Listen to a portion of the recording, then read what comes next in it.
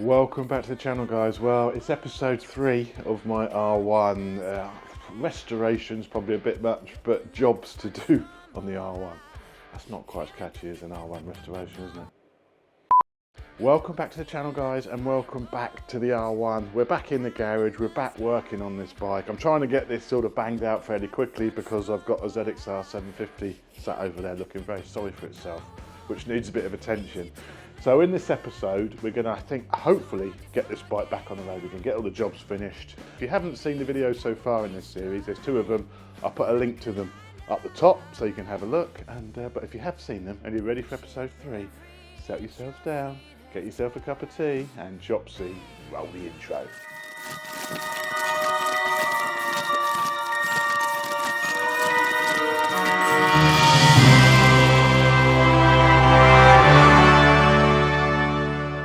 So while I'm waiting for the blooming battery to charge, I'm going to start another job, and that is fitting some new brake lines to this machine and just changing all the fluid. So these are the lines which are on it. Like I say, a little bit rusty, but they're blue. I don't, back in the 90s, it was all the rage, wasn't it, in 2000s, to have colour-coded brake lines. To make access to the master slightly easier, I'm going to remove the screen. Everyone loves this blue screen, don't they? There we go. That'll keep the purists happy. Original screen. It's quite a low screen, that, and there's a few scratches on it. It's not too bad. Or double bubble blacked out screen. So I do have a new screen for everyone go bananas about my blue screen. So we're going to drain the fluid because obviously we want a complete change of fluid and put the new lines on. So first of all, we have to just crack the little securing nut. Thank you. And a little hack I always use when messing with your brake fluid. Yeah. Rather than bleeding all this through and letting it all drip through the lines, get yourself a syringe and just suck out that excess fluid like that. So I think now we will just get messy.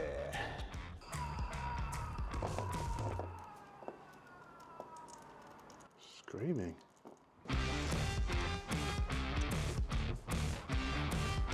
And finally, let's crack it at the top. All the new fixings, all new banjos. We've got the lot in here. First banjo, another crush washer, second line, another crush washer, and fit to the top.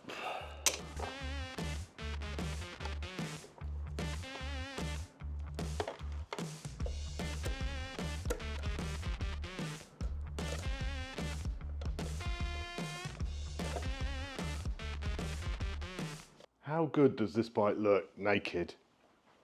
It looks so good naked, doesn't it? It would make a brilliant Street Fighter. Absolutely brilliant Street Fighter. I love the look of the front end, the forks, really beefy forks, and the frames obviously looks really, really good on this model. So imagine it with some upright bars on it and a Street Fighter. It'd look amazing, wouldn't it? That could be a good little project, maybe. Get another one, more of a beaten up one, and turn it into like a crazy liter bike Street Fighter, like an old school Street Fighter. But imagine the wheelies on this with upright bars. So after all my troubles with starting the bike, I bought myself a new battery. So we'll whip out this old knackered battery that won't hold a charge anymore because of the alarm system. Put on a nice new one.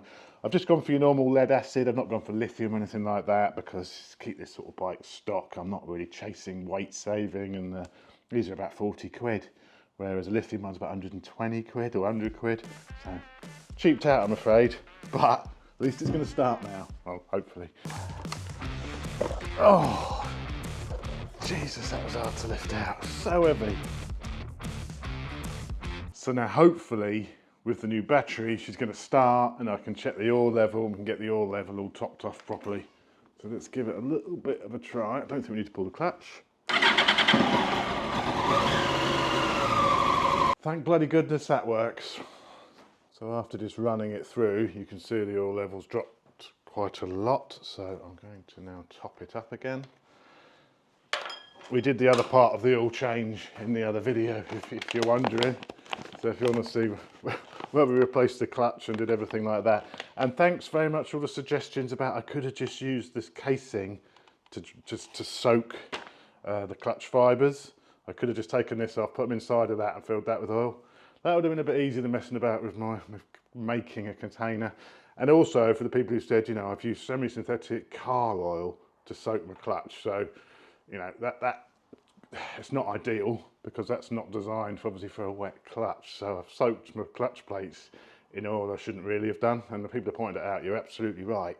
So hopefully this clutch is going to be all right even after it's been soaked in car oil. Obviously it's going to be flushed out with motorcycle on and everything. So I'm hopeful that I haven't buggered up a brand new clutch, but you know, we won't know until we ride the bike to see what's happened there. So the next plan will be to, I think, get the wheels off. There's no point bleeding the brakes, is there, when I've got to have all the wheels off and back on again. I might as well bleed the brakes once all the wheels have been off and on again. So I might as well bleed then. So the only thing I want to do, because I'm going to replace the chain and sprockets to make taking the wheels on and off easier, I might as well cut the chain off, hadn't I? If I cut through the chain, get the chain off, when I get the tyres on, it'd be easier to get the wheels in and out without the chain. So to be able to do that, I'm going to get the bike off the ramp because it's really difficult removing wheels on a ramp. And I'm going to put the bike onto the ABBA Skylift. The way the ABBA Skylift works is you get these little adapters to go into the swinging arm pivot. Aha, that looks good. That's the same as the one on the H2. S1000RR. It's not, that would do the job.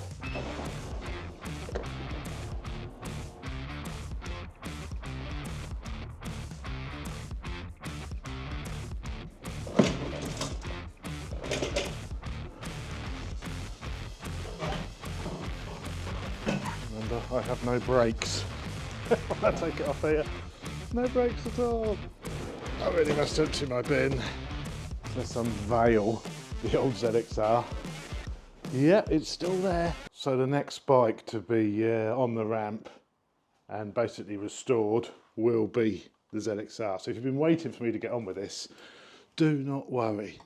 We will be fully restoring this old 1989. So this is 10 years older. 10 years older than the R1. ZXR 750. I used to own one of these as a kid. As a young man. And I can't wait to get that back to being road legal again and serviceable. So yeah, subscribe if you want to see me restore this one. So we take our correct adapters for that bike, fit it into here, and then get it jacked up. For those of you which watch my old Blade restoration series about 15 years ago, which is basically where I started on YouTube doing my Blade restoration, then you will know this ABBA Skylift because I used it all through that build. So and I do have a review of this bit of kit. Wind on, lots of tension, give the bike a wiggle as you wind it so it all seats in and pushes in as far as it can. That's the bike sort of held up right now. And what you do is position this sort of under here and then get the strap, and you do get a longer thing to connect to here normally, like a longer bobbin. Take the strap, get it over there, and then you pump away.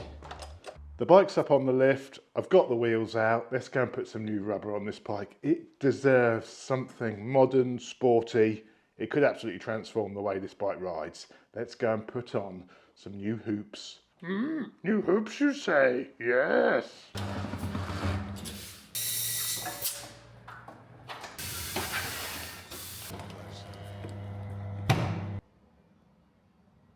So there we are. There is the new rubber, courtesy of Jack at Russ's Tyres. Pirelli Super Coursers. So yeah, I've gone super sporty. On this. So this should really improve the road riding, shouldn't it? It's a decent set of sticky Super Corsa tyres. SP. One thing which has really surprised me is just how heavy these old school wheels are. These are at least another 5 kilos heavier than a modern bike front wheel. I'm not sure whether the discs are bigger or if it's just the wheel itself, but that is seriously heavy front wheel.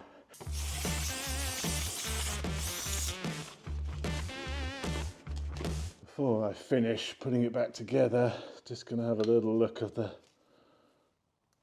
brakes, see what condition they're like. Pads are alright, there's a little bit of grot around the pistons though, in a couple of those.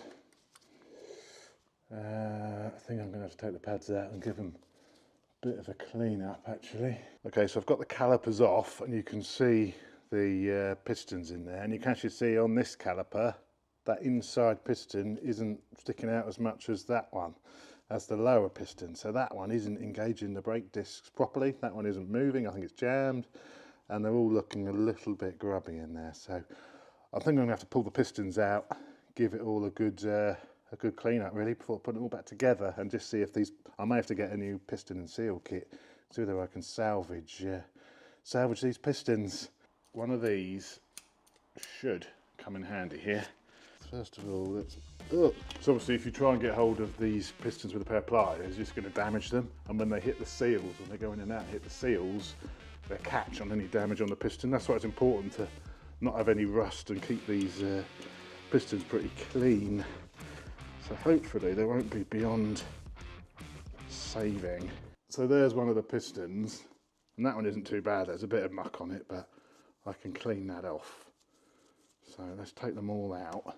Circlips in, and then just wiggle it a little bit like that. And the piston should come out.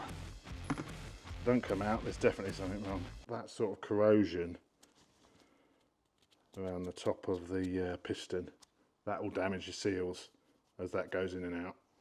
So if you put new brake pads in, which means you've got to push the pistons right in, that will start damaging your seal and you'll get weeping brakes. So I could need a new piston kit now. Might be something else I've got to buy. It's the same story on the other caliper, that there's corrosion on the very tips of the pistons.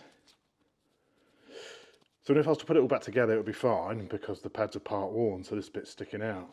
But if you ever put new pads in it, that's going to be pushed into the seal area, and then it's likely to leak and damage your seals, and you'll be back in time to do this job again. So that's why it's important to actually clean your brake calipers with a toothbrush, a bit of hot water, and keep this area clean and free from salt as much as possible, because otherwise you end up rusting your brake pistons, and then you need a new piston kit. Should be part of your maintenance jobs.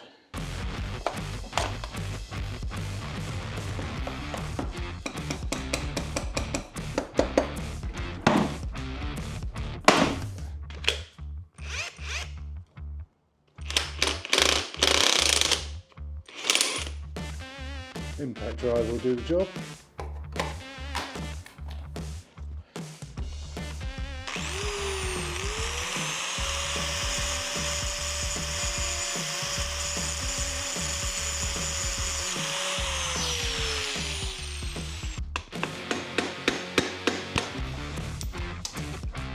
Bingo. You, my friend, have been bound. Yep, I've emptied it.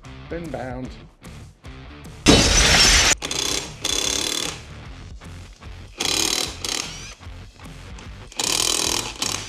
See ya. Look at that. Ooh, sexy.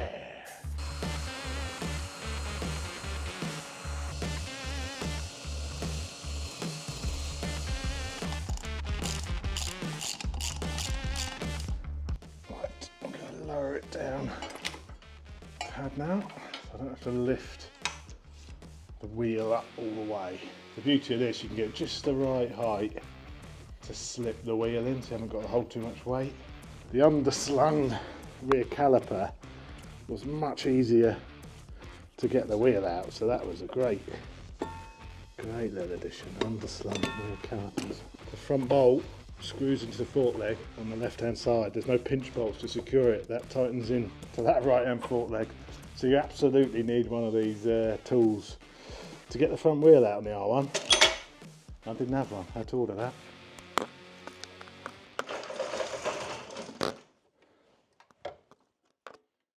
Well, unfortunately that's it. I've got no more time to finish this bike for this episode, so I didn't want to do it, but I'm going to have to roll this on to one more episode until we finish this machine. It's great I've got the wheels in, just got to put the chain on, sort the brakes out, and then we will be back for one more I ask of you, and then this bike will be completely finished. Remember, I will be raffling this bike away eventually, probably maybe in the summertime, so I want to have a few rides on it in the summer. Maybe even a track day, not sure, but this bike will be raffled away to one of you lucky viewers. So if you want a chance to win this bike, you need to subscribe, and I'll let you know more about the raffle once it's a little bit nearer the time. But this machine will be going to one of my subscribers, and yeah, I'm going to be really sad about this because it is, it's a fantastically clean example of an R1. I have to get another one now to do my Street Fighter, won't I? But I hope you've enjoyed the episode. I will be back very soon with that last episode, so don't worry, this bike will be completed soon. So make sure you keep things rubber side up, and I'll see you on the next one. Cheers, guys.